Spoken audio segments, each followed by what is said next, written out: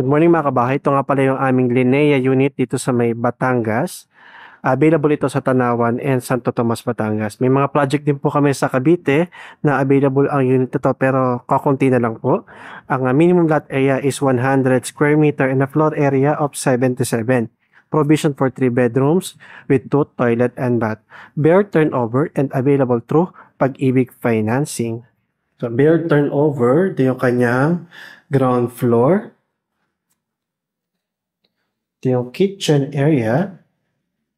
Unfortunately, nakasarado. Pero yung toilet and bath dito sa ground floor. So, ito yung kanyang second floor na wala pa pong partition, ceiling, and tiles. Pero syempre, ang kagandahan yan, pwedeng-pwede nyong palagyan kung gaano kalaki yung mga kwarto na gusto nyo. And ito yung kanyang toilet and bath dito sa second floor.